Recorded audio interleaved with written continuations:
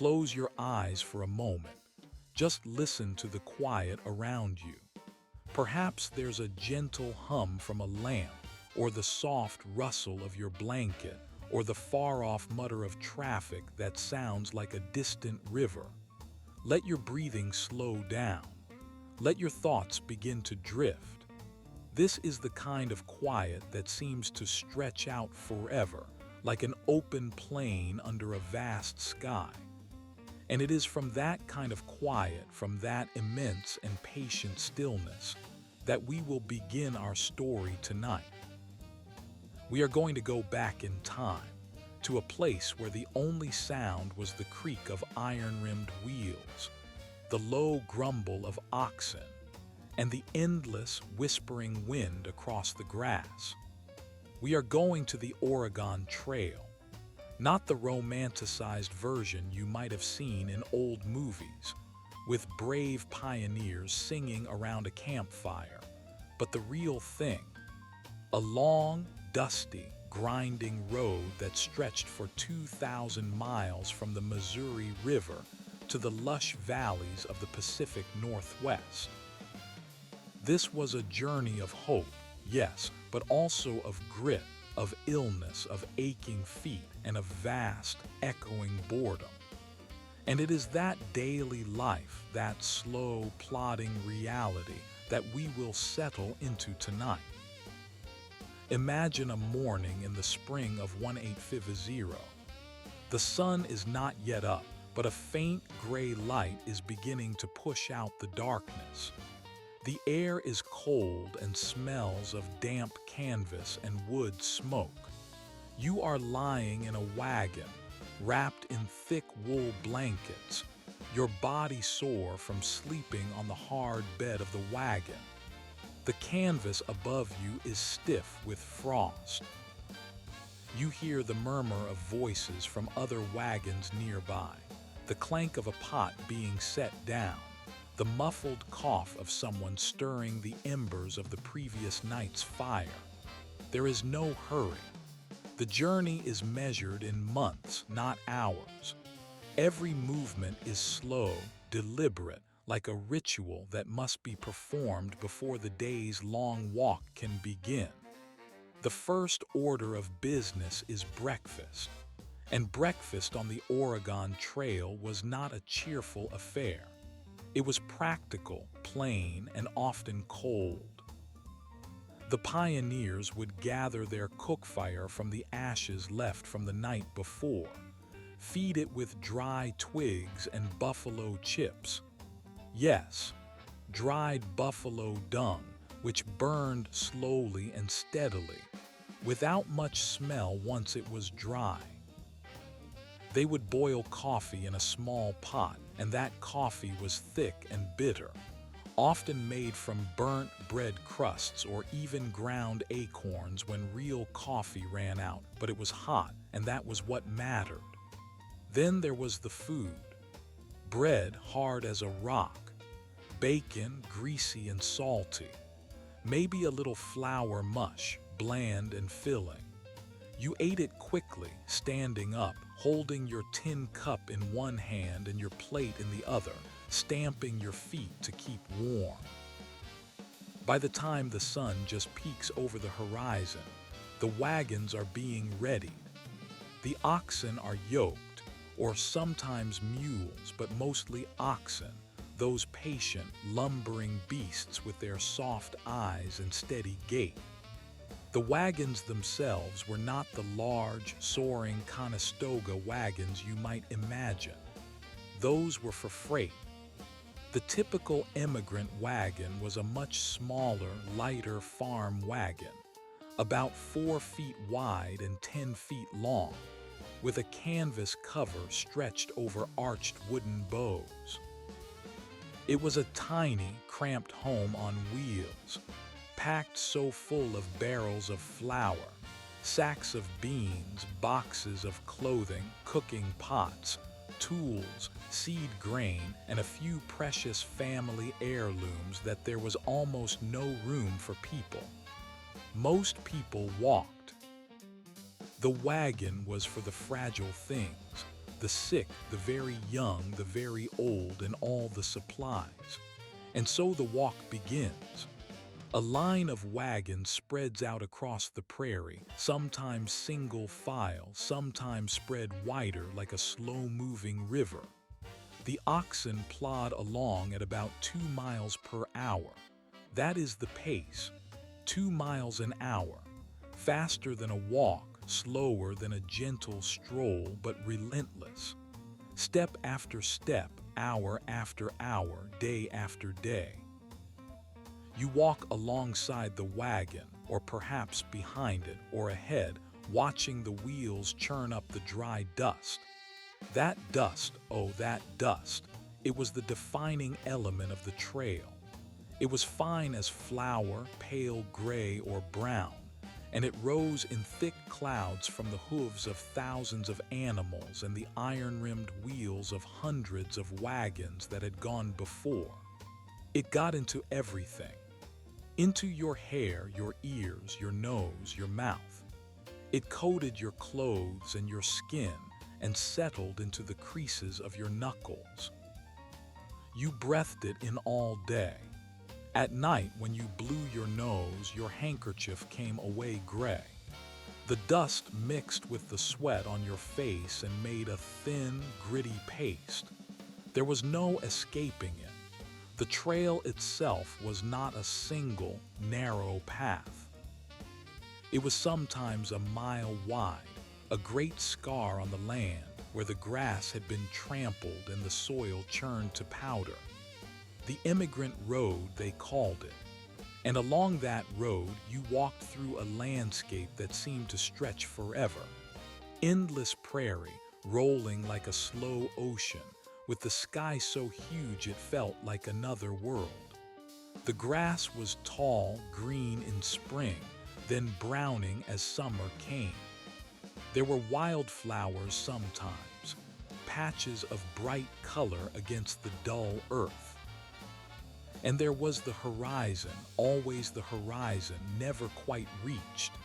As the morning wears on, the heat grows. By mid-morning, the sun is hot on your shoulders and the dust is worse. Everyone wears a hat wide-brimmed to keep the sun off. The men wear felt hats. The women wear bonnets of calico or straw tied under the chin. The children, if they are walking, wear whatever they have. Some walk barefoot to save their shoes. The older children help herd the loose animals, cows, extra oxen, maybe a few sheep, that drift alongside the wagons. It is a noisy business. The lowing of cattle, the shouts of teamsters, the barking of dogs, the creaking of wheels. But beneath all that noise is a deep, abiding silence. The silence of the immense plain. The silence of slow travel. You can think for hours without being interrupted. You can think about home, about the Indian territory you are crossing, about the mountains far ahead that are not even visible yet. You can think about nothing at all. When noon comes, there is a brief halt. The oxen are allowed to rest and graze, and the people eat a cold lunch. Hardtack, maybe a piece of dried meat, a swallow of water from a canteen that tastes of warm tin. The children run around a little, their legs glad to be free. The adults sit heavily on the grass or lean against the wagon wheels and stare at nothing. Then the word comes, wagons ho, and the slow procession resumes. This pattern repeats day after day for weeks. Sundays were often a day of rest, but not always. When a Sunday stop was made, the washing was done. Anyone who has ever tried to wash laundry by hand on the open prairie, with a bucket of muddy river water and a bar of lye soap, knows that Sunday was not exactly restful. But at least there was a break from walking. Reading was popular. Some carried Bibles or a few novels or a book of poems. Reading aloud in the evenings was a common pastime. Songs were sung, old ballads, hymns, silly songs to keep the children amused. The evenings were the best part of the day, when the heat of the afternoon faded and the light grew long and golden. The wagons circled, not always for defense, but to create a kind of enclosure, a small town of canvas and wood. Fires were lit, and the smell of cooking beans or stewed dried apples drifted through the camp. The laughter of children, the low murmur of parents, the occasional cry of a baby, these sounds were home. But the days were not all peaceful. The Oregon Trail was a trial of endurance. One of the greatest trials was water, or rather the lack of it. The Platte River, which the trail followed for many miles, was famously described as too thick to drink, too thin to plow. It was a wide, shallow, muddy stream that meandered across the plains, full of silt and sand. Drinking it was possible, but it would settle in the bucket only after hours, and even then it tasted of dirt. When the river was low, the water was even worse. Cholera, the silent killer, was carried in contaminated water. Cholera struck without warning. Violent cramps, vomiting, diarrhea, and dehydration so rapid that a person could go from healthy to dead in less than a day. There was no cure. Immigrants died by the hundreds along the trail, especially in the hot summer months. A family would wake up in the morning to find a child dead in the next wagon. The burial was quick and shallow, marked with a rough wooden cross or just a pile of stones, and the train moved on. The trail was lined with graves. But we will not dwell too long on that darkness tonight. It is enough to know that the trail was hard. The hope that drove people forward was a hope that could not be dimmed by dust or disease. They were going to Oregon, where the land was free, where the forests were tall, where a man could own his own farm without debt. That hope was a kind of light, a quiet glow inside each person. They talked about it at night. The green valleys, the mild winters, the salmon in the rivers. They dreamed about it as they walked through the empty, burning plains. As the afternoon shadows grow long, the wagon train begins to look for a place to camp.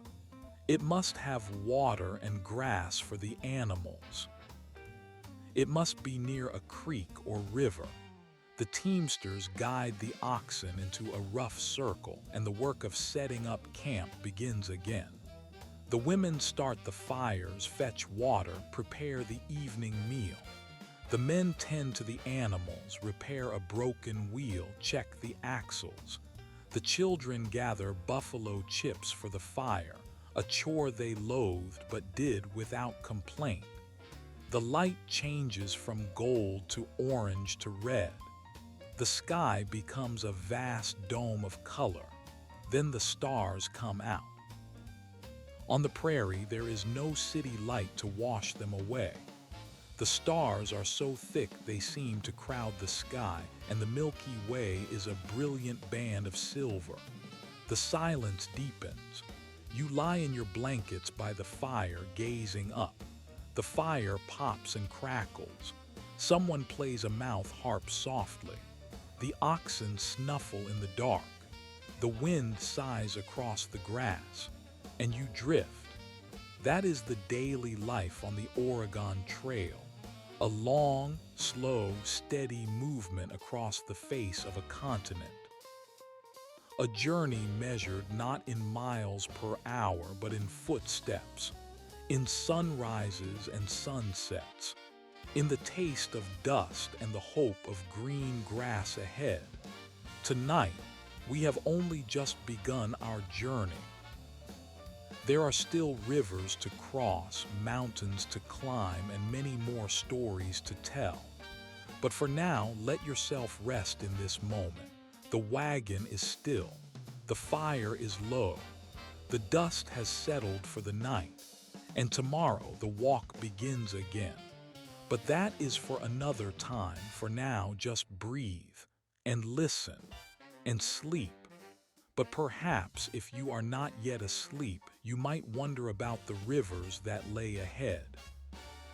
The Platte River was wide and shallow and muddy, but the other rivers, the ones that cut across the trail later, were deeper and swifter and far more dangerous. The North Platte, the Sweetwater, the Snake, the Columbia, each one had its own personality, its own mood. Crossing a river was not a simple thing. It could take a whole day, sometimes longer. The wagons had to be floated, or the wheels had to be raised on logs to keep the water out, or the oxen had to swim while the wagon was pulled on a rope from the other side. There was always a moment of fear. The water was cold even in summer, and the current was strong. A misstep, a broken axle, a loose rope, and everything could be lost. Supplies, tools, clothing, food, all vulnerable to the river. And worse, people could drown. It happened. Men, women, children. The river would take them, and the train would stop for an hour, maybe two, to search, but often they would not be found. And then the train moved on. But let us not dwell on that fear. Let us instead think of the moment when the crossing is done. The wagons are on the far bank, water dripping from the wheels. The oxen shake themselves and low with satisfaction. The children laugh because they have been splashed, or they have run along the bank gathering stones. The women spread wet clothes on bushes to dry.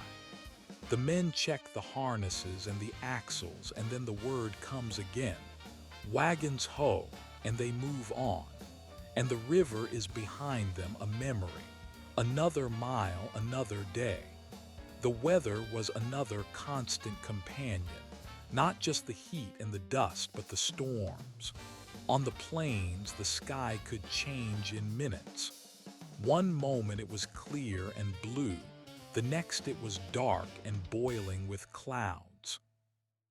The wind would rise suddenly, flattening the grass and sending hats tumbling. The wagons would creak and groan, and you would huddle inside or beneath, waiting. The rain came in sheets, cold and heavy and relentless. The trail turned to mud instantly. The oxen struggled. The wagons bogged down. Everyone was soaked, miserable, shivering. And then just as suddenly the storm would pass. The clouds would part and the sun would return and steam would rise from the wet ground. The air would smell clean and fresh and the world would seem new again. But the mud remained and the walking became a struggle. Each step pulled at your shoes. The wheels cut deep ruts that later wagons would follow. And you would think, this is the trail. This is what we came for. And then there were the thunderstorms at night. You would lie in your tent or under a wagon, listening to the thunder roll across the sky. The lightning would flash, and for a moment the world would be white and sharp and then dark again. The rain would drum on the canvas above you, a steady, soothing sound despite the danger. You would pull the blanket over your head and listen. The thunder would fade, the rain would ease, and you would fall asleep to the dripping of water from the edges of the wagon cover.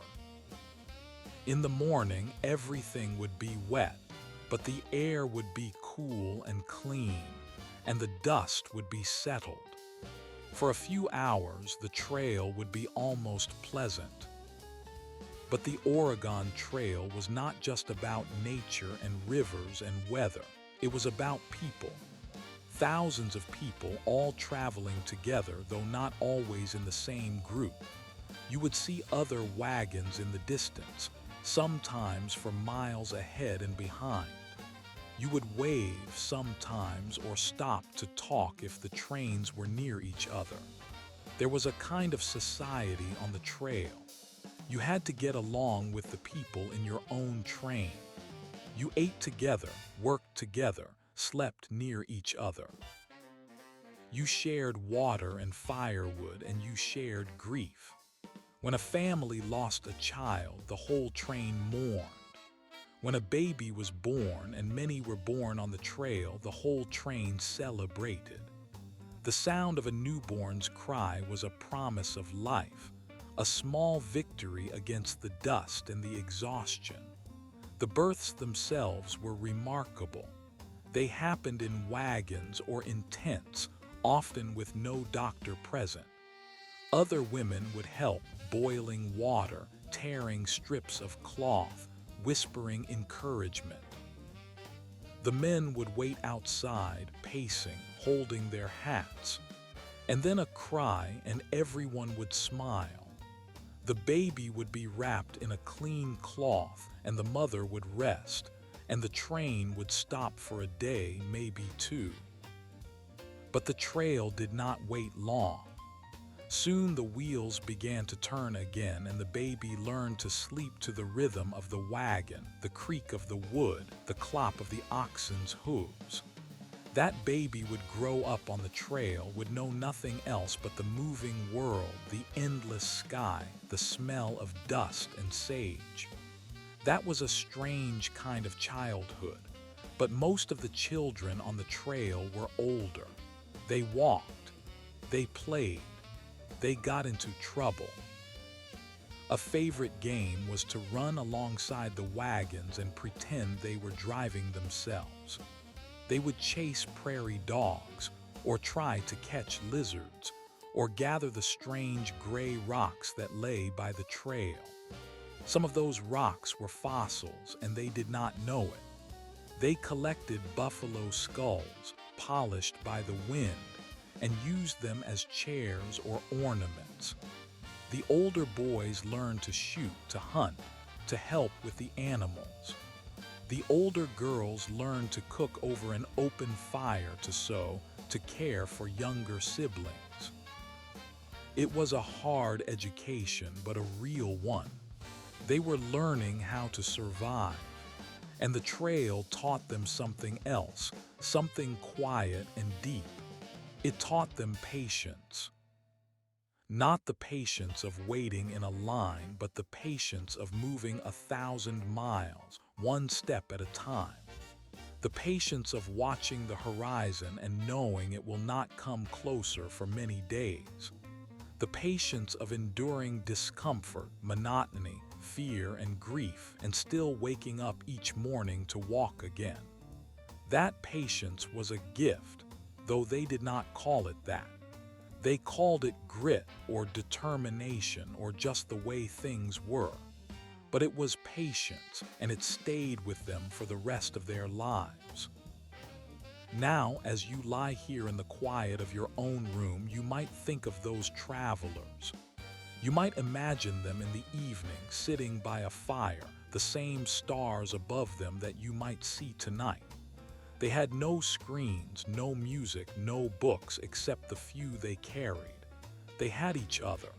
They talked. They told stories of home, of the places they had left, of the places they were going. They sang. They listened to the wind. They watched the fire burn down to embers, and they sat in the dark, and they were content. There was a fullness to that silence, a richness that modern life rarely offers.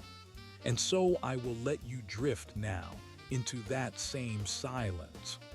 Imagine the fire crackling softly. Imagine the warmth on your face, the cool of the night on your back. Imagine the stars wheeling slowly overhead, the same stars that guided those wagons across the plains. The trail is long, but the night is longer. And tonight, you do not have to walk. You only have to rest. Let the sound of my voice fade like the last murmur of a campfire until there is only the dark and the quiet and the slow, steady rhythm of your own breath. Sleep well, traveler. Tomorrow, you can stay. And yet, as you lie there in the quiet, perhaps you are not quite ready to sleep. Perhaps your mind still wanders, still follows the ruts of the trail, still hears the creak of the wagon wheels. That is all right. The trail is long and the mind can travel it at its own pace. So let us stay a little longer, not in the campfire darkness, but in the light of a new day, a morning on the Oregon Trail. The sun has not yet risen, but the sky is turning pale, a soft gray like the belly of a dove. The air is cold and still. You can see your breath. You are lying in your blanket and you do not want to move. The ground is hard beneath you, but you have grown used to it. The canvas of the wagon is above you, and through it you can hear the first stirrings of the camp. A cough, a low word, the sound of someone building up the fire. The cook fires are lit one by one, and soon the smell of coffee drifts through the camp. Coffee was a treasure on the trail. It was one of the few comforts, one of the familiar tastes from home. The beans were precious, carried in sacks, guarded against moisture and theft.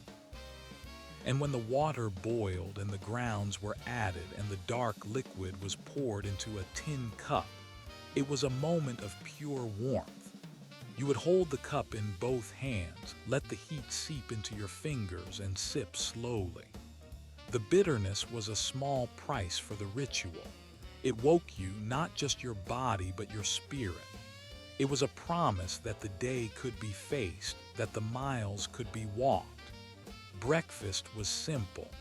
Hardtack or biscuits made from flour and water, sometimes with a little lard. Some bacon fried in a pan.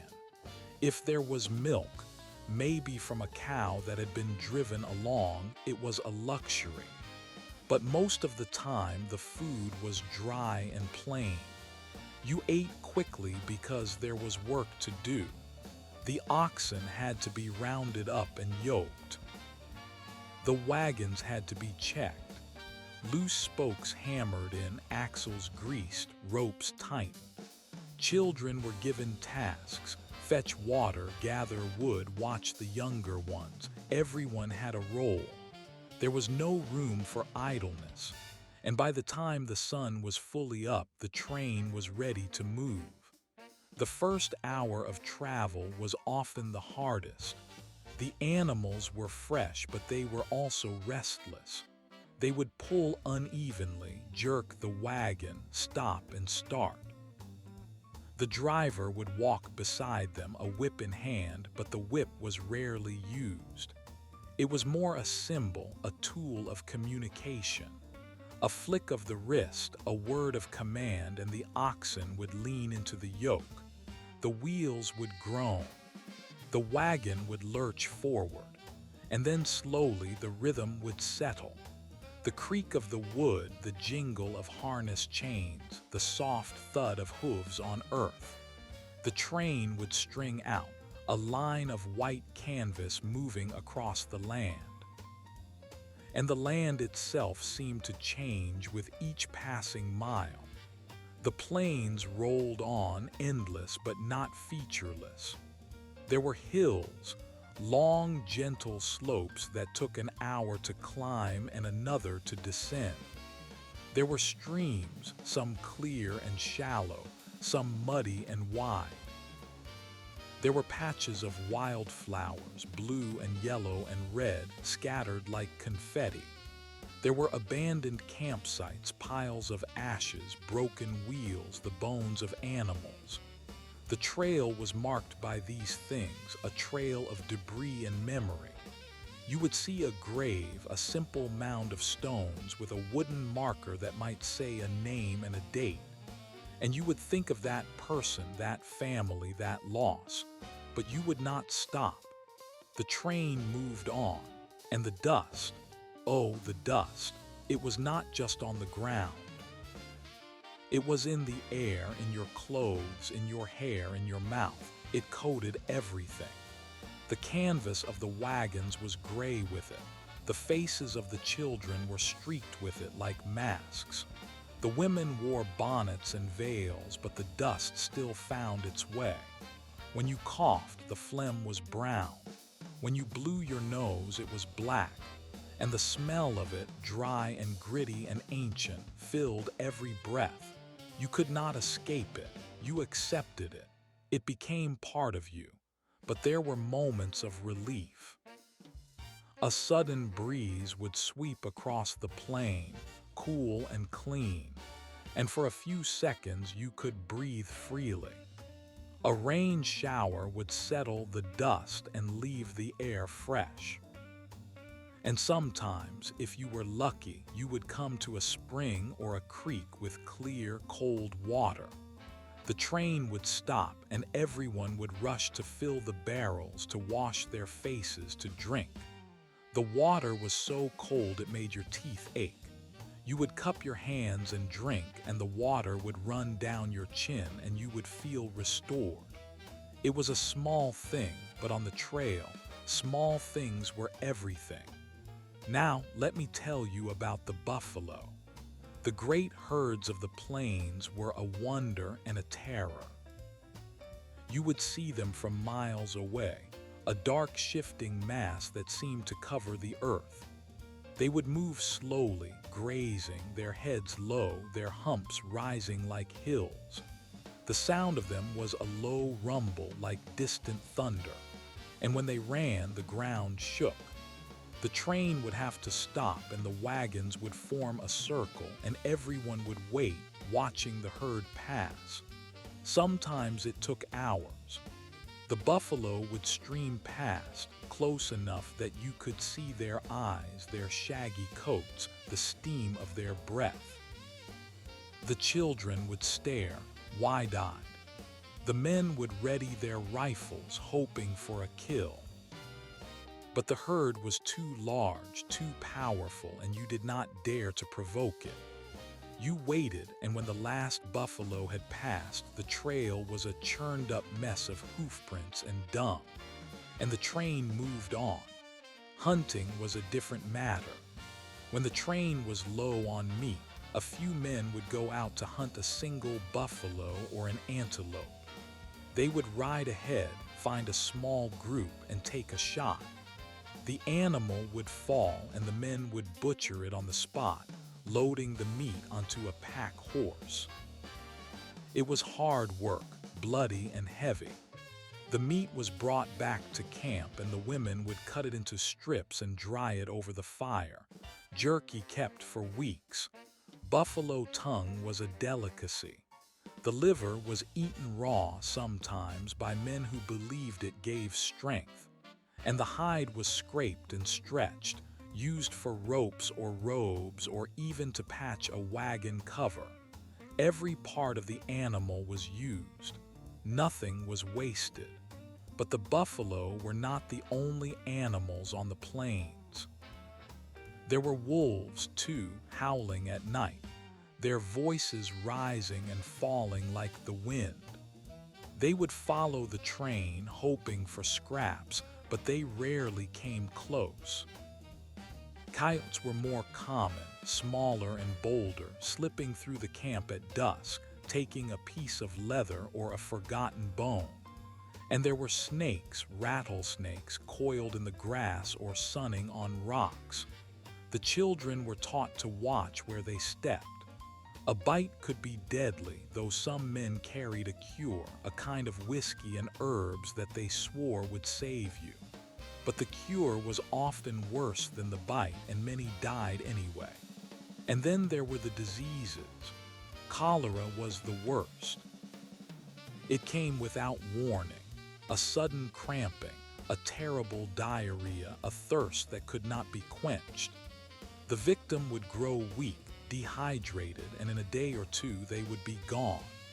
The train would stop, the grave would be dug, and the body would be buried, wrapped in a blanket with a few boards for a coffin if there were wood to spare. And then the train moved on, leaving the grave behind, marked with a stone or a wooden cross. Cholera traveled with the trail, carried in water, in food, in the hands of the sick. It was a shadow that followed every wagon, but the travelers did not dwell on it. They could not. They had to keep moving. Dysentery was almost as common, though less often fatal. It was a misery of cramps and fever, of endless trips behind the bushes. But people recovered slowly if they rested and drank clean water. Typhoid was another threat, and scurvy from the lack of fresh vegetables. The trail diet was heavy on meat and flour, light on greens. People craved onions or potatoes or anything that grew. Sometimes they found wild berries or onions and they would feast, stuffing themselves with the fresh taste. But those moments were rare. And yet, despite all this, there was joy. There was the joy of reaching a landmark, a place you had only heard of before. The Chimney Rock, a spire of stone rising from the plain, was a thrill. You had been walking for weeks, and there it was, exactly as the guidebooks described it.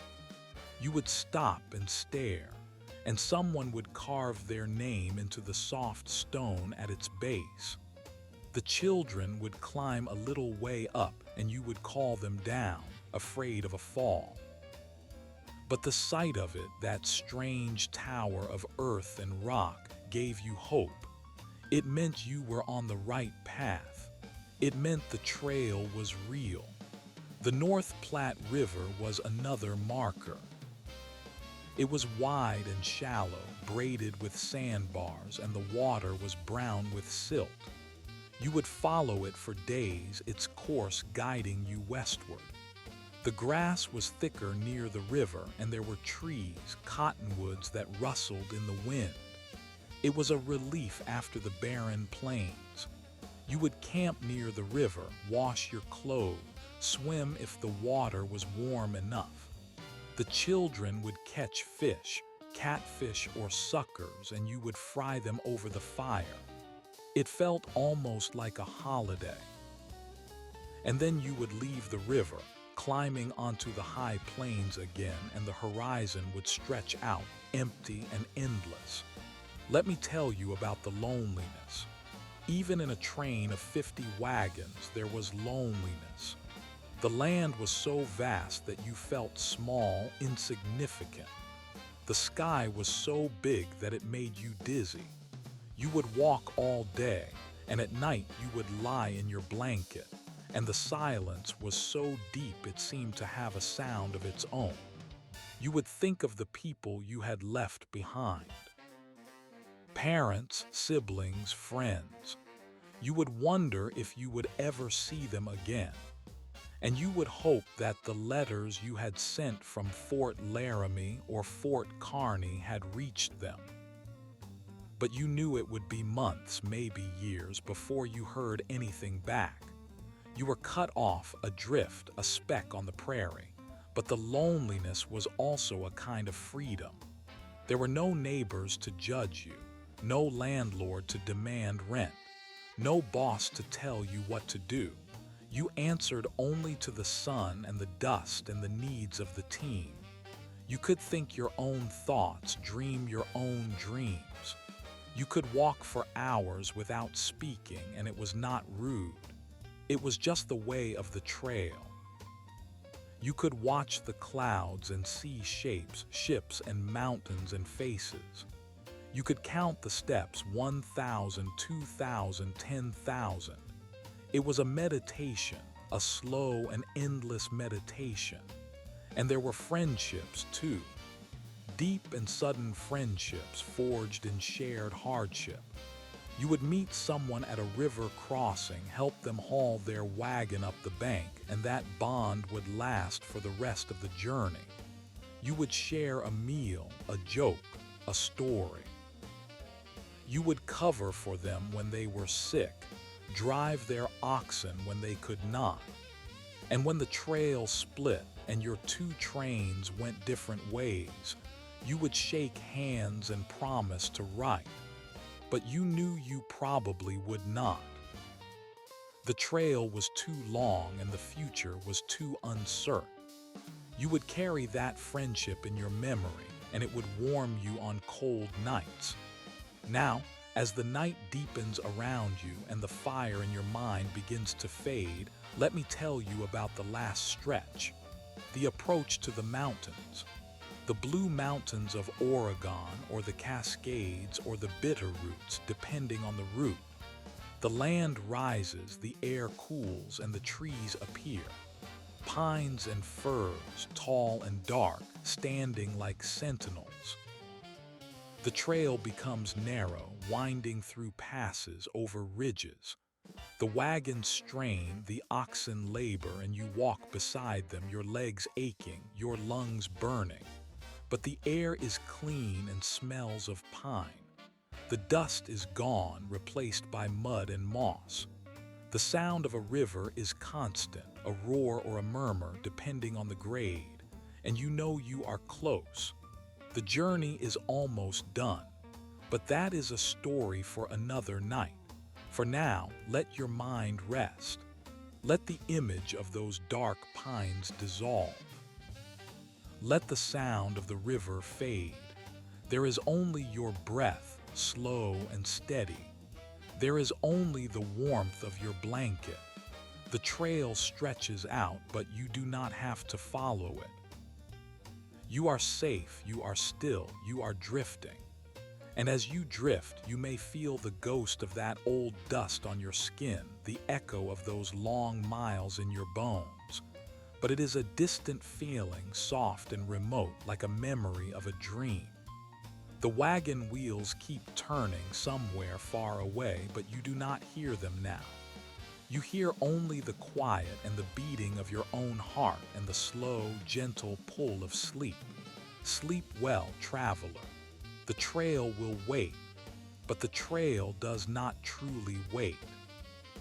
It calls you forward, even in sleep, even in the quiet of this late hour. And as you lie there, wrapped in your own warmth, perhaps you can feel the gentle tug of that old path, the memory of dust and distance. Let me tell you a little more, not to keep you awake, but to let the story settle around you like a soft blanket. There is a moment on the Oregon Trail that many travelers recalled, years later, with a kind of tender sorrow. It was the crossing of a river. Not the wide and shallow Platte, but a deeper, swifter river like the Snake or the Green. You would stand on the bank and look at the water, and the water would look back at you, dark and cold and full of secrets. The wagons would be prepared, the wheels caulked with tar, the beds lifted to keep the cargo dry. The oxen would be unhitched and driven across first, their heads bobbing in the current, their hooves finding purchase on the rocky bottom. Then the wagon would be guided in by hand, with ropes and shouts and the prayers of everyone watching. The children would be carried over on the backs of men or older women, their small arms tight around a neck. The water would swirl around your legs, numbing them, and you would feel the pull of the current, strong and insistent, trying to take you downstream. But you would hold on, you would step carefully, and you would reach the other side, dripping and shivering and alive. And then you would stand on the far bank looking back, and the river would look innocent again, just a ribbon of light curling through the valley. But you would remember for the rest of your life the terror and the triumph of that crossing. It was a small death and a small rebirth, and it bound you to the land in a way that no map could. Now and then, a wagon would be lost. The current would catch it, and it would tip, and everything inside would spill into the water. Flour sacks, bedding, a chest of china, a treasured photograph. The travelers would wade out, catching what they could, but the river was greedy. It would take the heavy things, the sentimental things, and carry them downstream to a place you would never find. You would stand on the bank, cold and wet, and feel the weight of that loss. But you could not stop. You had to dry your clothes and repair what you could and move on. The trail did not forgive delays. And the next day, you would see another river, and you would cross that one too, your heart a little heavier, a little more resigned. There is a sound that many immigrants carried in their ears long after they left the trail. It was the sound of the wagon wheels, that constant creak and groan, like the voice of the wood itself. The wheels were made of oak or hickory, bound with iron tires that would shrink and crack in the dry heat. Men would stop to soak the wheels in rivers, to swell the wood and tighten the iron, and the sound would change for a while, softer and less complaining. But soon it would return, that weary music of the journey. Some travelers said they could hear it in their dreams for years afterward, a low, relentless rhythm that never quite stopped. And the dust, oh, the dust. It was not just the dust of the trail, that fine powder that rose from the hooves of 1,000 oxen and the wheels of 1,000 wagons. It was the dust of the plains, the dry soil of the high country that got into everything. It sifted through the cracks in the wagon cover and settled on your blankets, your clothes, your food. You would shake out your dress in the morning and a cloud would rise and you would cough and spit and try to forget it. But the dust was always there, a fine grit on your skin, a taste in your mouth. Some women wore veils of muslin over their faces, but the dust found its way through. It was an intimacy with the earth that you had never asked for, a reminder that you were made of the same stuff as the ground. And yet, there were moments of unexpected beauty. The prairie in spring, for instance, when the grass was green and the wildflowers spread like a carpet. Blue flax, yellow sunflower, purple larkspur, and the small white petals of the prairie lily. You would stop the wagon and get down, just to stand in the middle of that color, to breathe the scent of damp earth and blossoms. The children would pick handfuls and weave them into crowns, and the women would tuck a flower into their bonnet strings. It was a brief and fragile joy, but it was real. It was a gift from a land that seemed otherwise so harsh. And there were the skies.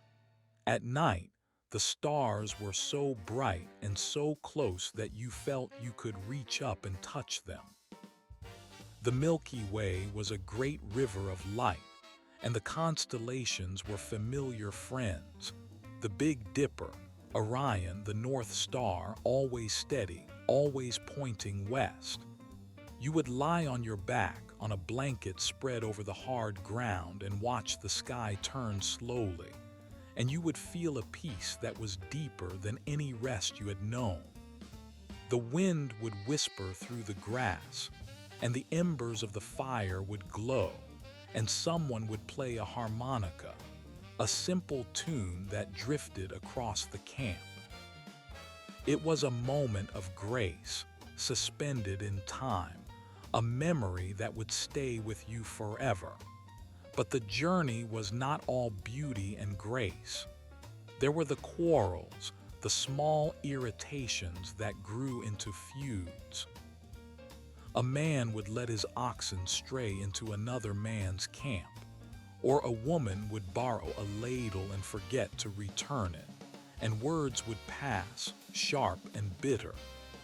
The trail could make you petty, because you were tired and hungry and your patience had worn thin. And then, in the midst of the anger, something would happen. A wagon would break down or a child would fall ill, and the quarrel would dissolve, and you would help each other, because that was the only way to survive. The trail taught you that grudges were a luxury you could not afford. And there were the encounters with the native peoples of the plains. The Sioux, the Cheyenne, the Arapaho, the Shoshone. They were often curious, sometimes helpful, occasionally threatening. Most immigrants passed through without trouble, but there were moments of tension. A group of warriors would appear on a ridge, watching, and the train would halt. And the men would ready their rifles, and the women would pull the children close. Then a rider would come forward, holding up a hand in peace, and the interpreter would step out, and there would be a trade, a horse for a blanket, a buffalo robe for a knife. The transaction was quick, and the warriors would ride away and the train would move on, hearts pounding. But later you might see them again, camped near a river, and you would exchange signs of greeting, and you would realize that they were just people, with families and stories and a way of life that was as ancient as the land itself. The immigrants had been told that the Indians were dangerous, that they would steal and kill without warning. And sometimes it was true. There were raids, attacks, terrible losses. But more often, the encounters were peaceful, even friendly. There was a famous story, told around 1,000 campfires, of a woman who gave birth on the trail, and a group of Sioux women came to her camp and helped with the delivery, bringing water and soft cloths and singing a low song that the mother did not understand but found comforting. And after the baby was born, the Sioux women smiled and patted her hand and left, taking nothing. That story was passed down, a thread of kindness woven into the fabric of the trail. As you drift, you may think of the food, the simple meals that sustain the travelers. Breakfast was often coffee if you had it, and a piece of cold bread or a chunk of jerky. Dinner was the main meal, cooked over a fire of buffalo chips or sagebrush. There was bacon or salt pork, beans, cornmeal mush, and sometimes, if the hunters were lucky, fresh meat. The women became skilled at making bread in a Dutch oven, a heavy pot that sat in the coals, producing a crusty loaf that filled the camp with a sweet, yeasty smell. And there was always tea, or a kind of coffee made from roasted grains, a muddy brew that was more comfort than taste. The meals were simple, but they were shared, and that made them more than just food. They were gatherings, moments of rest, of stories, of laughter. And there was the rain. The prairie rains were sudden and violent, thunderstorms that came up over the horizon like a dark wave. The sky would turn green and the air would grow still, and then the wind would hit, throwing dust and debris into the air. The wagons would be circled, the canvas covers lashed down, and you would huddle inside. listening to the roar of the rain and the crack of the thunder. The lightning would split the sky, and for an instant everything would be bright and white and then dark again. The children would cry and the animals would low in fear, and you would hold each other, waiting for it to pass. And it always did. The rain would turn to a drizzle, the clouds would break, and the sun would come out, and the world would be washed and new and smelling of wet earth. But the rain brought mud, and the mud was a trial of its own. The wheels would sink to the hubs, and the oxen would strain, and the men would push, and the women would walk beside, urging the animals on. It could take hours to move a wagon 100 yards. You would be covered in mud, your boots heavy, your clothes soaked, your spirits low.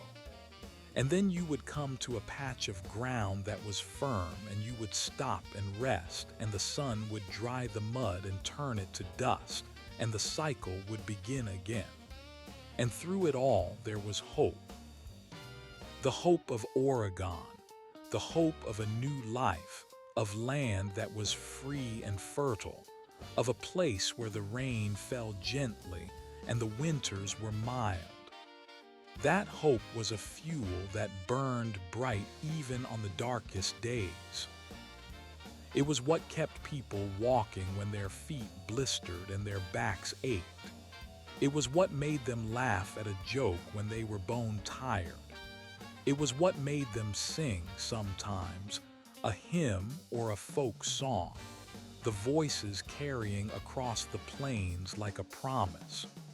The hope was not a thing you could touch or see, but it was real as the dust on your skin, as real as the stars above. And now, as you lie in the quiet of your own room, far from that trail and those times, you can let that hope settle into your bones. You do not need to cross a river or climb a mountain. You only need to breathe slow and deep and let the story carry you to sleep. The wagon wheels are fading, the dust is settling, and the voices of the immigrants are becoming soft and distant, like the murmur of a brook in the next valley. You are safe. You are still. You are drifting. And in that drift, you may find a peace that is older than the trail, older than the land, older than the stars themselves. Sleep well, traveler.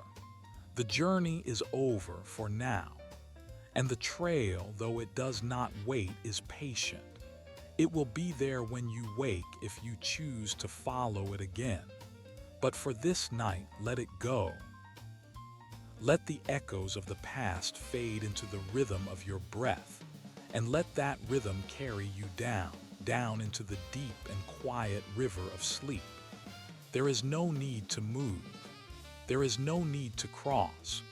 There is only the gentle pull of the darkness, and the warmth of the blanket, and the slow, sweet letting go.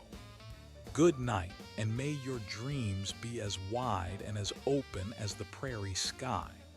But before you drift off entirely, let us linger a while longer on the trail. There is more to see, more to feel, more of the quiet rhythm of that long walk west. You are not quite asleep yet, are you? You are resting, comfortable, and from that soft place you can let the story carry you a little further, like a gentle current that does not demand your full attention. You can simply float. Think of the children on the Oregon Trail. They did not understand the danger or the distance. To them, the journey was an adventure, a long and dusty game. They would run alongside the wagons, chasing butterflies and lizards, picking wildflowers that wilted in the heat before they could give them to their mothers. They made dolls from corn husks and toy wagons from twigs. They played hide-and-seek among the sagebrush, and their laughter was a bright ribbon woven through the day. But the trail was hard on children, too. They grew tired and sick, and sometimes they did not wake up in the morning. And when that happened, the train would stop, and the men would dig a small grave, and the mother would place a simple cross of sticks, and they would leave the child behind in the wide earth. But the memory of that laughter stayed. It stayed in the way the parents held each other a little tighter, in the way they looked at the horizon with new eyes. The children who survived learned to walk long distances, to carry water, to gather buffalo chips for the fire. They grew up quickly, but they also grew strong, and they carried the spirit of the trail into their new lives. And then there were the dogs. Many families brought their dogs along, scruffy mutts and faithful hounds that trotted under the wagons or ran ahead to chase jackrabbits. The dogs were a comfort, a familiar warmth in a strange land. They barked at the oxen and howled at the moon, and they could sense trouble before the humans could. A dog might stop and growl at a thicket where a rattlesnake lay coiled, or it might whine and press against a child who was falling ill. The dogs, too, grew thin and footsore, their paws cracked from the hot ground. But they never complained. They simply kept moving, trusting that their people knew where they were going. And when they reached the end of the trail, the dogs would lie in the shade of a new cabin, and they would sleep the deep sleep of the truly weary, their dreams filled with the scent of prairie wind and the echo of distant thunder. The landscape itself was a character on the trail.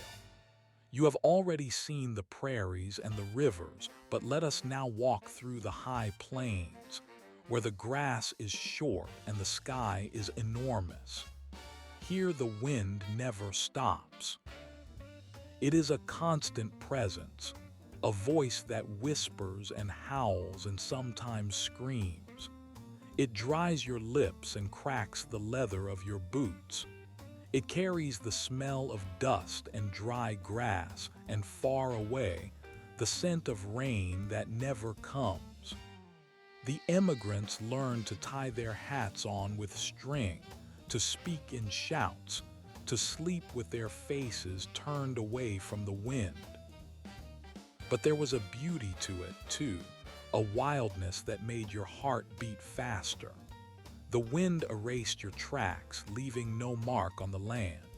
It made you feel small, but also free, as if you were part of something larger than yourself.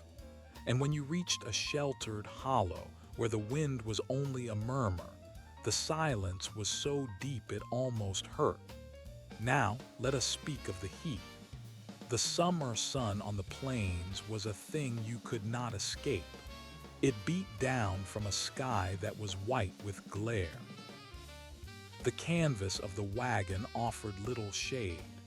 The oxen plodded with their heads low, their breath labored. The dust rose in clouds that stuck to your sweat and turned to a thin paste on your skin. You would drink from your canteen, but the water was warm and tasted of leather. You would dream of cold streams and shady groves, but there were none. The mirages would dance on the horizon, pools of blue water that vanished as you approached. And yet you kept walking, because to stop was to die. The heat taught you patience, or it broke you. Most people found a quiet endurance within themselves, a place where the heat was just a sensation, not a torment. The nights, of course, brought relief. As the sun dipped below the edge of the world, the temperature would drop quickly. You would pull on a coat, the same coat you had shed in the heat of the day. The fire would be lit, and the coffee would be boiled, and you would sit with your back to a wagon wheel, watching the stars emerge. And if you were lucky, you might hear a story from someone who had traveled farther than you. A story of a mountain pass or a river crossing or a sudden snowfall in the Rockies. These stories were the maps of the trail, passed from camp to camp, whispered around fires. They were warnings and promises, and they helped you prepare for what lay ahead. There was a particular stretch of the trail called the Alkali Desert. It was a place of white crust and bitter water. The ground was so hard that the wagon wheels left no ruts. The alkali dust would get into your eyes and lungs, burning and choking. The water from the springs was poisonous, causing dysentery and death. The emigrants dreaded this place. They would fill their barrels with good water before entering, and they would travel through the night to avoid the worst of the heat. The oxen would stagger, their eyes running with tears from the dust. The children would cry, their throats raw. It was a test of endurance, a stretch of trail that seemed to go on forever. But it did end. And when you emerged on the other side, you would look back at the white expanse and know that you had faced something terrible and survived. That knowledge was a kind of wealth, a currency you would draw on in the hard days to come. And then came the mountains. The Rockies rose up from the plain like a wall of stone and snow. The road turned steep and narrow, winding along ledges that dropped away into deep canyons. The wagons had to be lowered by ropes, the wheels locked and dragged. The oxen slipped and fell, and sometimes a wagon would break loose and tumble down the slope, a chaos of wood and canvas and lost belongings. The immigrants would scramble to save what they could, their hands bleeding from the rough rope. But the mountain air was cool and clear, and the water from the streams was cold and sweet. The forests of pine and fir stood tall and quiet, and the silence was filled with the sound of wind in the needles. The trail, for all its danger, was beautiful in a way that words cannot capture. The beauty was a balm for the weary soul. It is in these moments, as you lie in the darkness of your room, that you can feel the journey in your own bones. You do not need to have walked the trail to know its weight. You can imagine the ache in your legs, the grit of dust on your tongue, the strange comfort of a shared hardship. The mind has a way of traveling even when the body stays still. And so you can let your thoughts drift westward over the plains and the rivers and the passes until you are standing on a ridge, looking down at a valley that is green and wide and waiting. The trail has brought you here to this place of possibility, and the part of you that is still awake, the quiet observer, can take a deep breath and feel the hope that filled those emigrants' hearts. But now the fire is dying. The embers glow red and then fade. The voices of the camp grow soft and then silent. The oxen are lying down, their great bodies still. The stars have wheeled across the sky, and the night is deep and cool. The sentries are no longer needed, for the danger has passed, and the trail ahead is familiar now. Just one more day of walking and one more night of rest. The mind that has been wandering can finally come home, back to the soft pillow, the warm blanket, the gentle rhythm of your own breath. Let the last image be a simple one. A woman sitting by a dying fire, a cup of cold coffee in her hands. She is looking up at the stars, and there is a small smile on her face. She is thinking of the home she left behind, the cabin in Ohio, the garden she planted every spring. She is thinking of the children she has lost and the children who still walk beside her. She is thinking of the man who sleeps under the wagon, his hand resting on the yoke. She is not afraid. She is not sad. She is just present in this moment on this trail under this sky. And she is grateful. That gratitude is a quiet thing, a glow inside her chest that warms her against the cool night air. It spreads outward, touching the stars, touching the land, touching all the people who have shared this journey with her. You can feel that gratitude too. You do not have to be on the trail. You do not have to have crossed 1,000 miles. It is enough to be here in the safety of your own space, letting the story settle into your mind like dust on a wagon seat. The trail will always be there, a memory of human endurance and hope.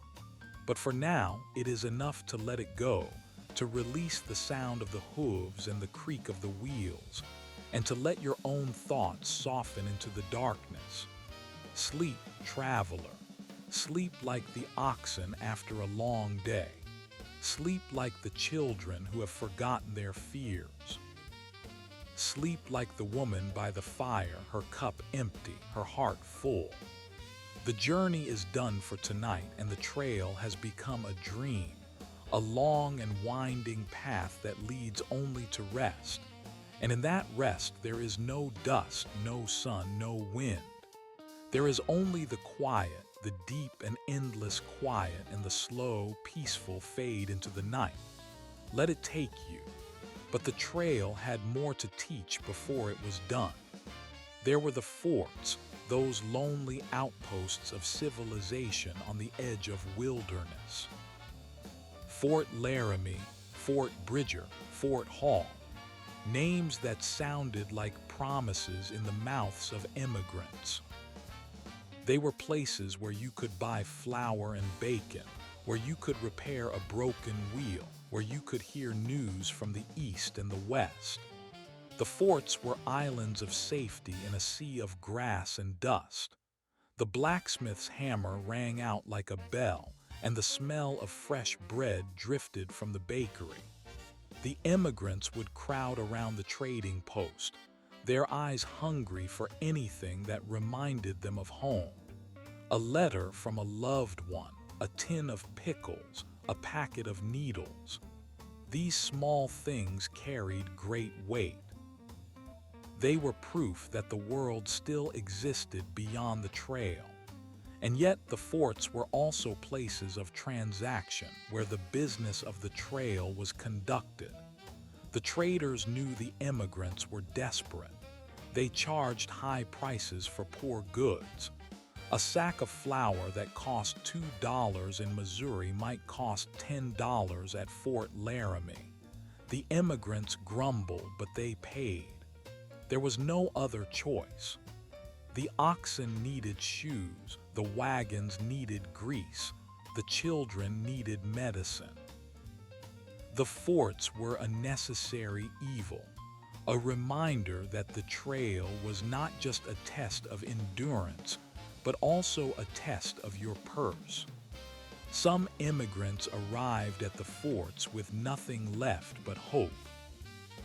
They traded their last possessions, a clock, a mirror, a Sunday dress, for a bag of beans and a pound of sugar. And then they moved on, lighter in body but perhaps heavier in spirit. But there were also moments of grace at the forts.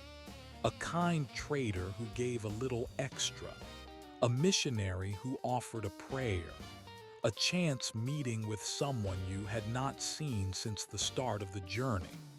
The forts were crossroads where lives intersected and then diverged again. You might share a meal with a family from Vermont, swap stories with a trapper from the mountains, watch a group of Shoshone women trade beaded moccasins for a bolt of cloth.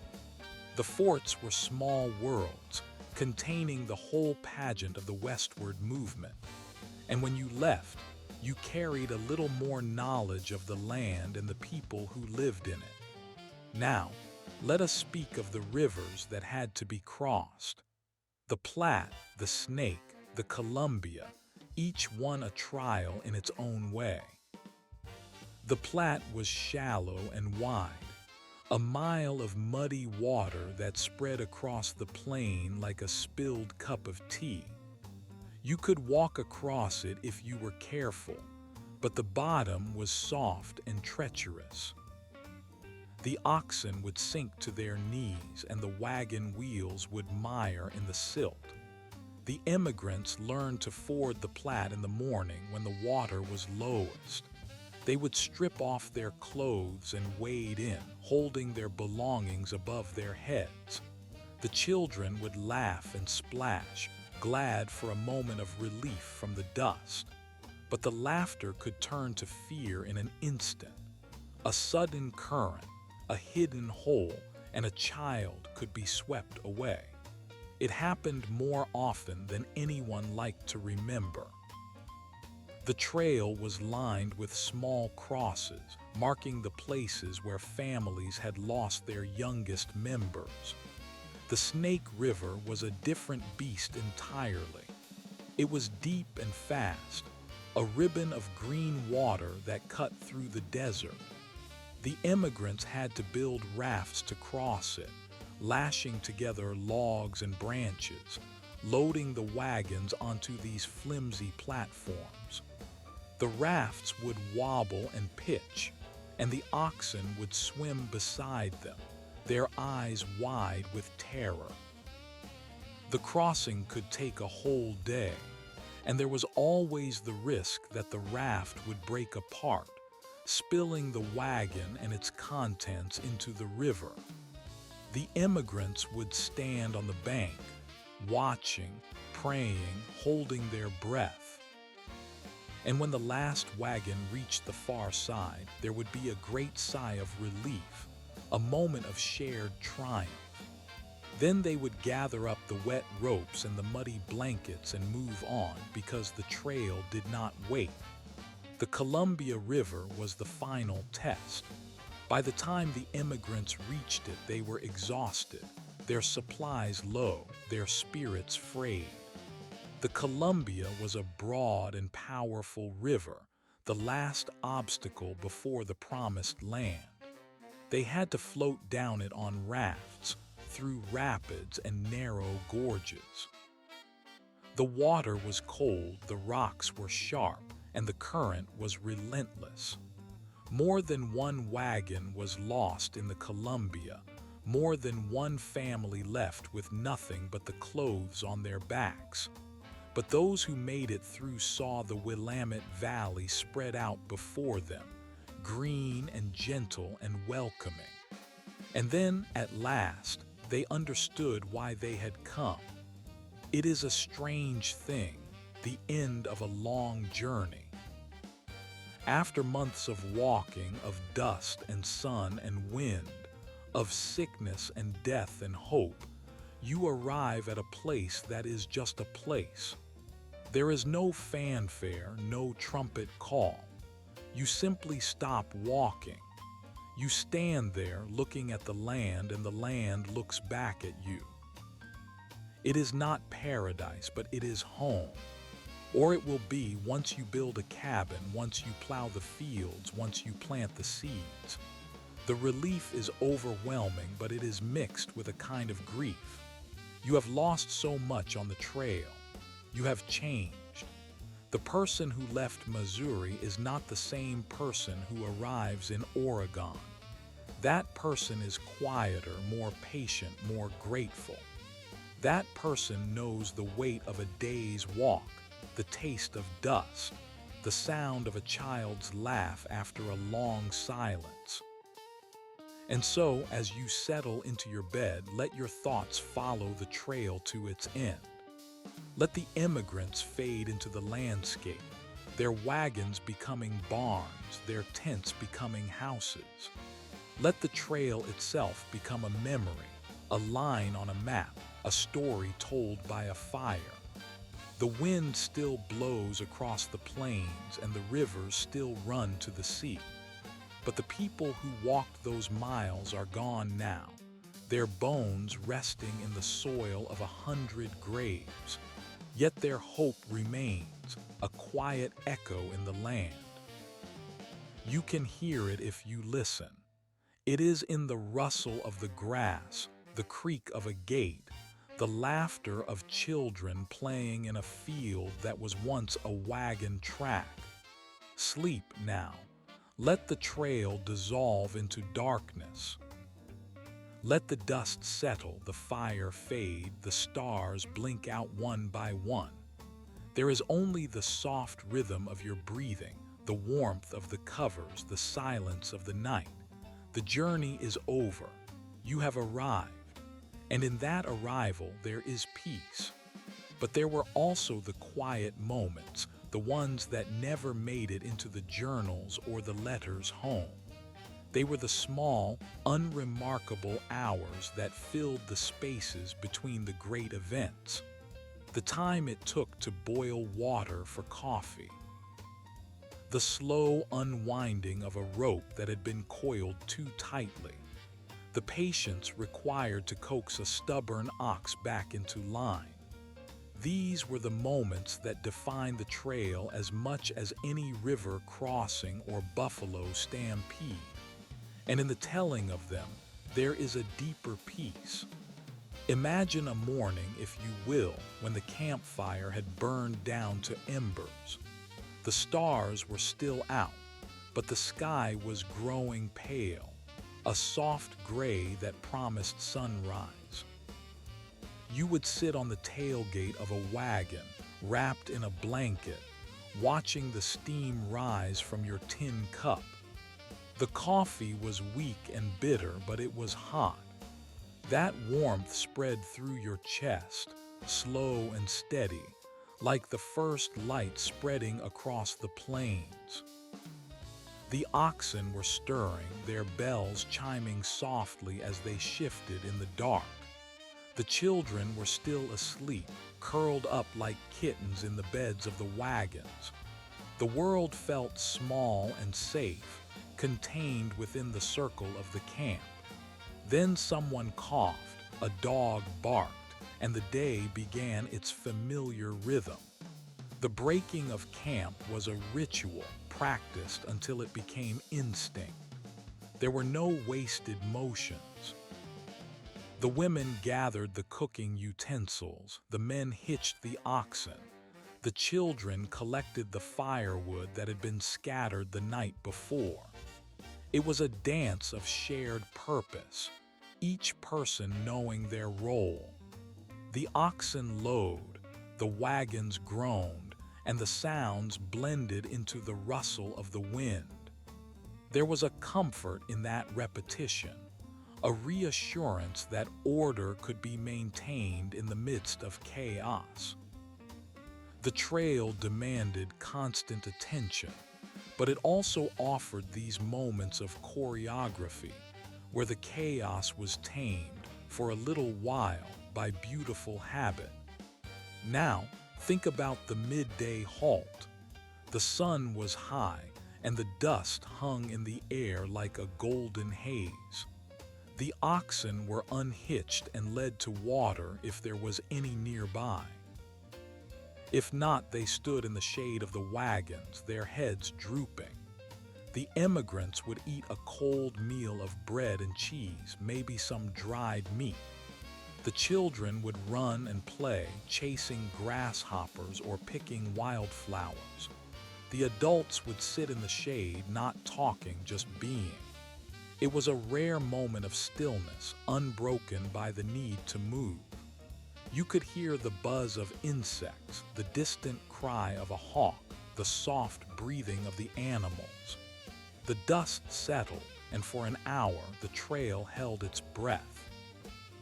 Then someone would say, "It's time," and the wagons would groan back to life. The afternoon was the hardest part of the day. The heat pressed down and the dust rose in clouds. The creaking of the wagon wheels became a mantra, a steady, repetitive sound that lulled you into a trance.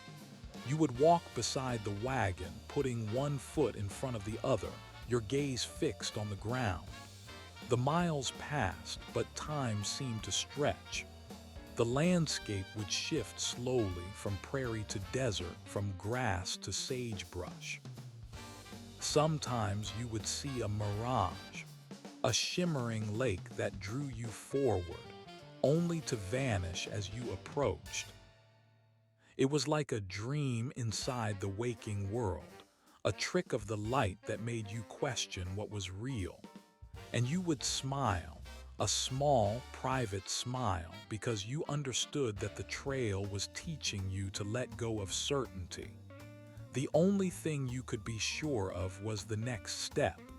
When the sun began to sink, the light turned golden and long.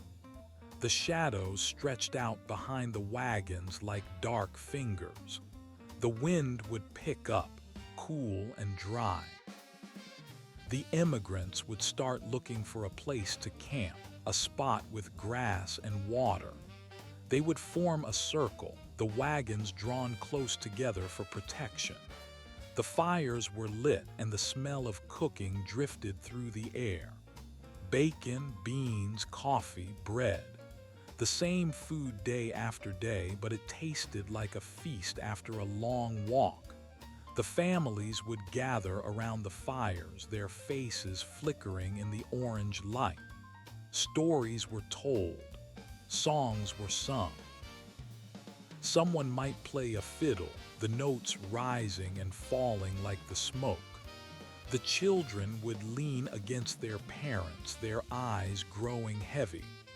The stars came out, one by one, until the sky was a blanket of light.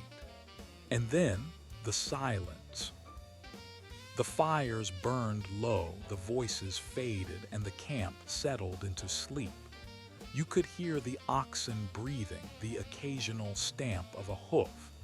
The wind whispered through the wagon covers.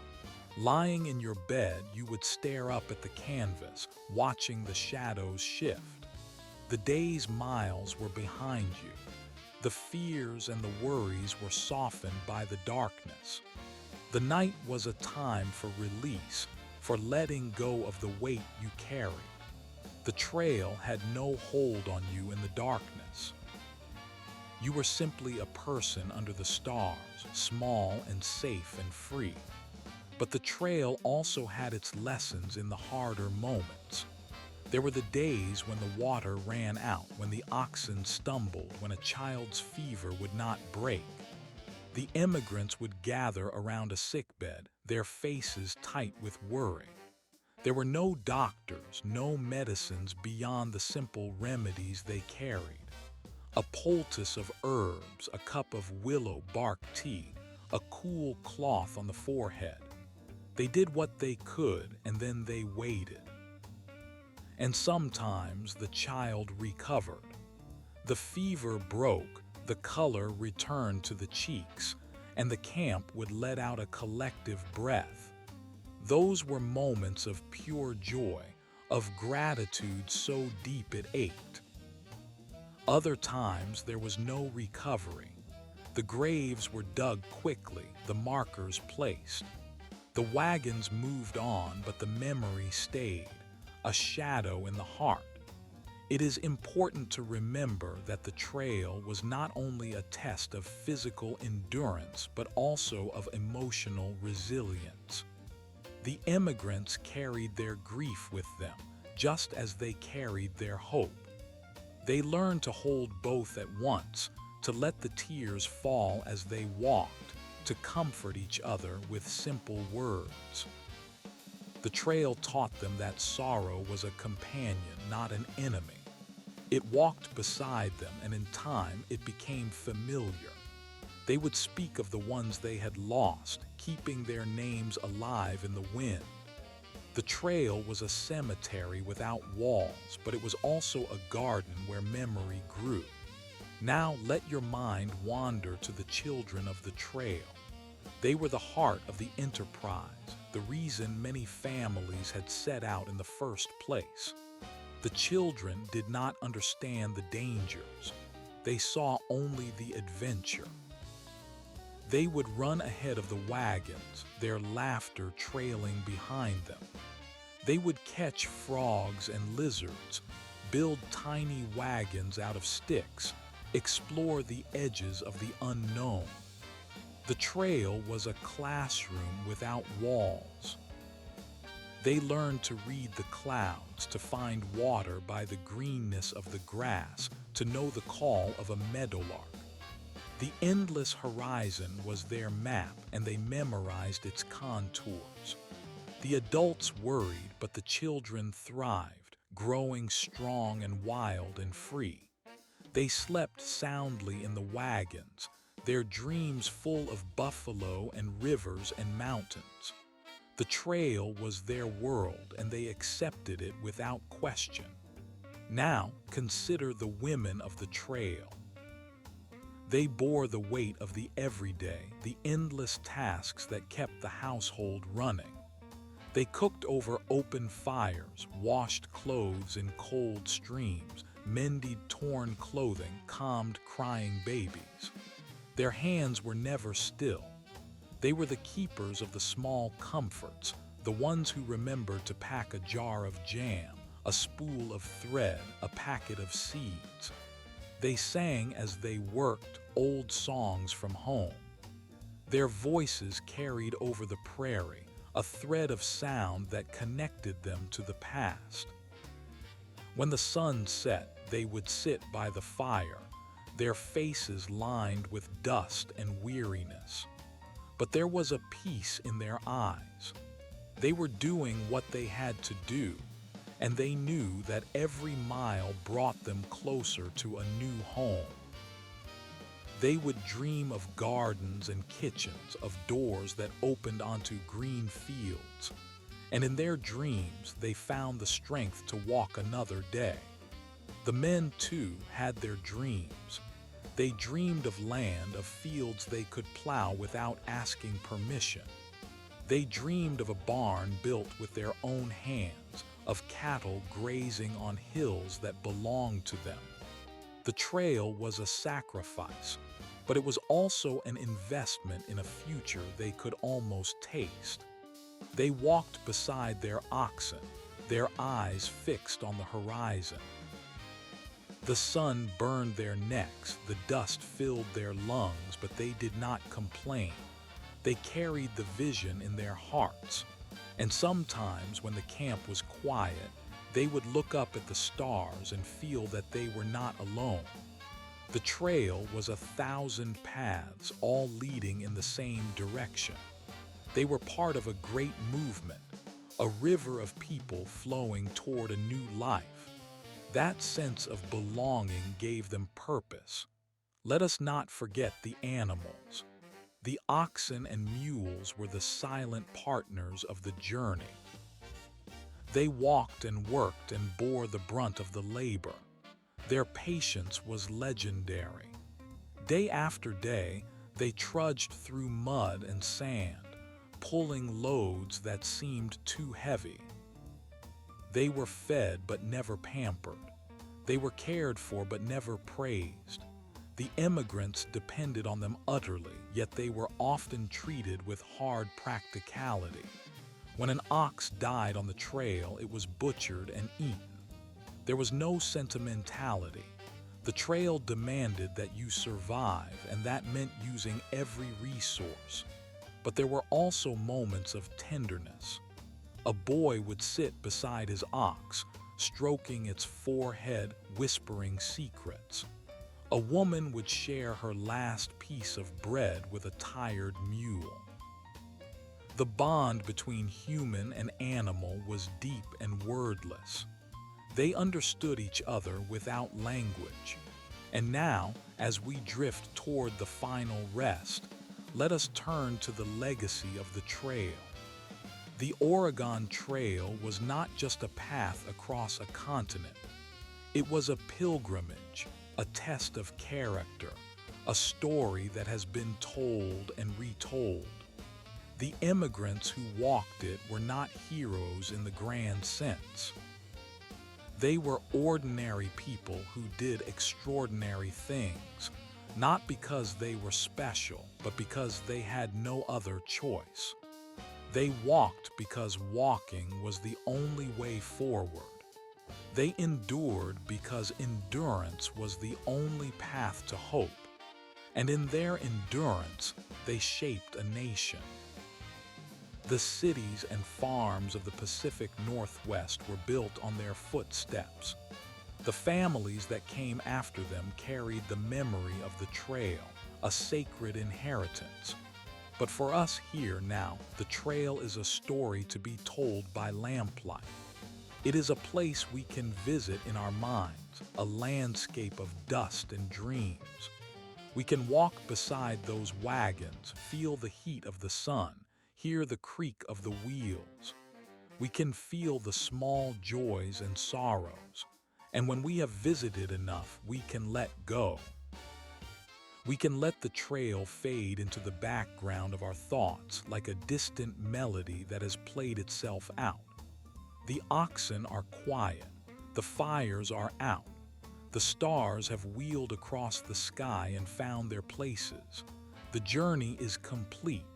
So let your eyelids grow heavy. Let your breathing slow. The trail is no longer a path to be traveled, but a place where rest begins. There is no more dust to shake from your clothes, no more miles to cover. The wind that blows across the prairie carries the scent of sage and memory, and it will carry you, if you let it, into a gentle sleep. Sleep like the immigrants after they had reached their destination. Sleep like the children who no longer had to walk. Sleep like the land itself, which has held all these stories and now holds only stillness. Good night, traveler. The trail will wait for you. But for now, let it go. Let the sound of the wagons fade to the rhythm of your own breathing. Let the midnight dissolve into the silence of the sleeping world. And in that silence, find your peace. The journey is over. Rest well. And yet, there is one more thing to remember before you drift completely away. The trail did not end at the destination. The journey continued, in the hearts of those who arrived, in the land they shaped, in the stories they told around new hearths. When the wagons finally rolled into the Willamette Valley, or the Sacramento Valley, or the other promised lands, the immigrants did not simply stop. They began again. They stood at the edge of a wilderness that was now their home, and they looked around with eyes that had seen too much and not enough. The dust was still in their clothes, but the air smelled different now, of pine and damp earth and the faint salt of the Pacific. The trail was behind them, but it was never truly gone. It became a part of them, a quiet hum in their blood. Think of the first night in the new land. The fires were lit, but the camp felt different. There was no need to rise at dawn and hitch the oxen. There was no horizon to follow the next morning. The children, who had run wild for months, suddenly felt the weight of stillness. They looked up at the stars, and the stars looked familiar. They had seen them every night on the trail, but now they were seeing them from a place that was meant to be permanent. It was a strange feeling, like waking from a long dream. The adults, too, felt it. They would sit by the fire, their hands resting on their knees, and they would realize that they did not have to walk again. They could stay. They could build.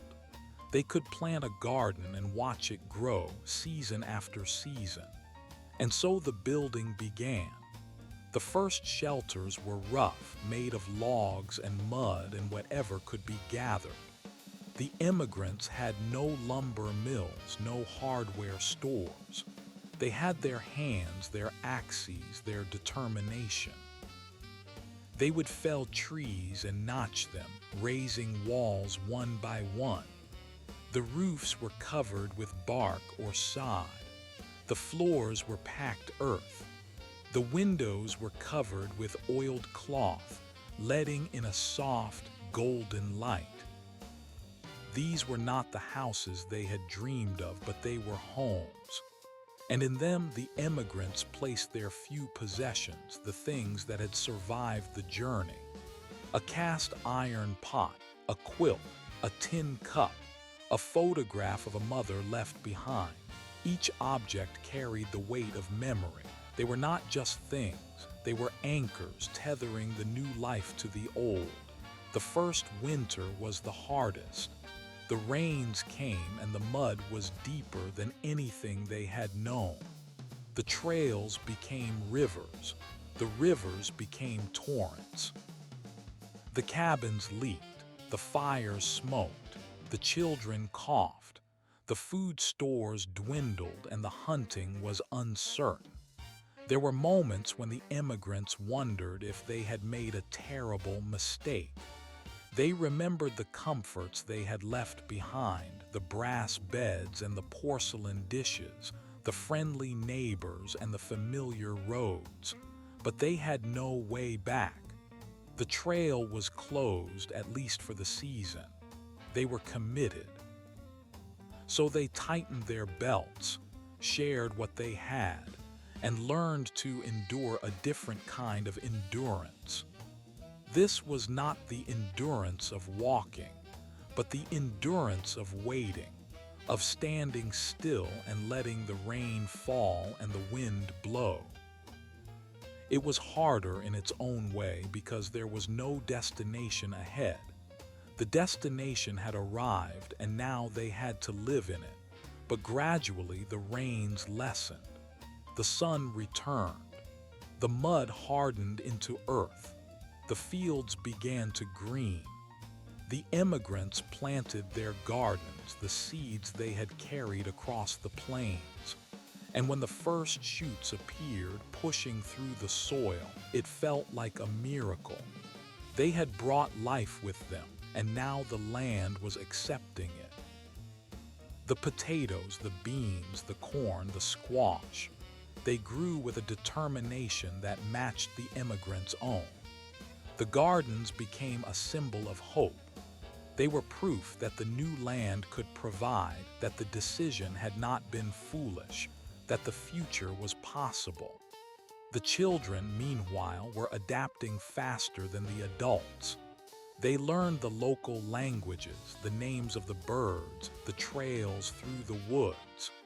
They made friends with the native children, sharing games and stories, learning to trade and understand. The trail had taught them to be resourceful, and that resourcefulness served them well in the new land. They grew up quickly, but they also grew up free. They had the run of the valley, the forests, the streams. Their world expanded in ways their parents could not have imagined, and in their laughter the adults found hope. Years passed. The rough cabins became proper houses. The fields grew larger. The barns were built. The roads were laid. The immigrants became farmers, merchants, teachers, builders. They formed communities, held dances, built churches and schools. They held elections and argued about taxes and boundaries. They became part of the great American story, the westward expansion that was both heroic and flawed. They did not always get it right. They took land that belonged to others. They brought diseases that decimated populations. They carried the prejudices of their time. The Oregon Trail was not a simple story of progress. It was complicated, woven with threads of tragedy and triumph, loss and gain.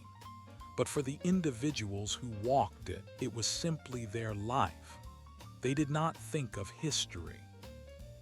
They thought of the next meal, the next harvest, the next child born.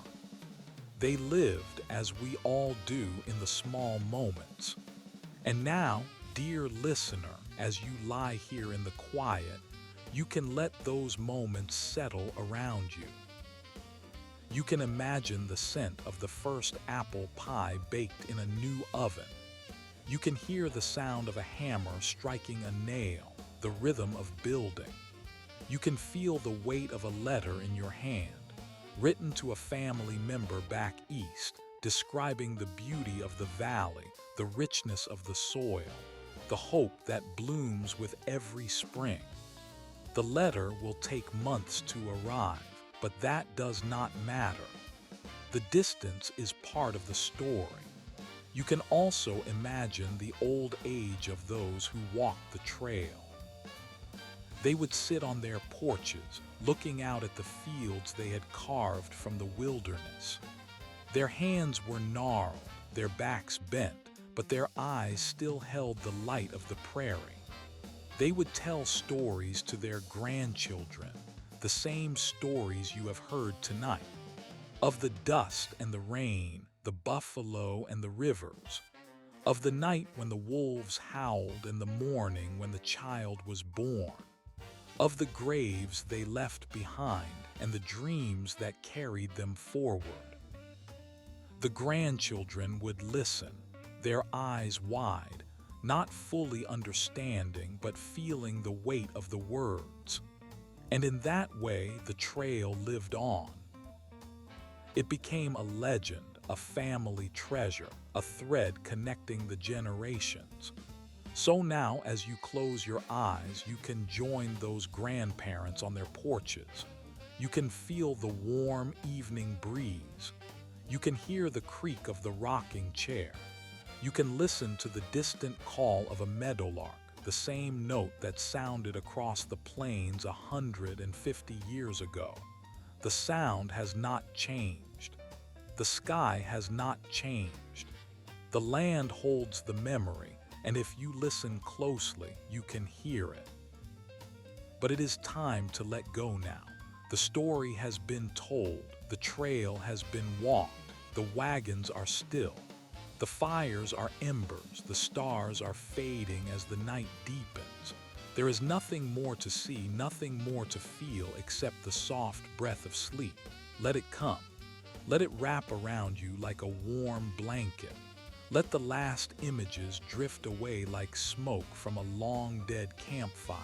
You are safe. You are warm. You are here in this moment, and the moment is enough. Good night, traveler. The trail will always be there, waiting for you in the quiet of your mind. But for now, rest deeply. Rest as if you have reached the end of a long journey. Rest as if the dust has settled, the oxen are fed, the children are sleeping. Rest as if you are home. The journey is over. Sleep well.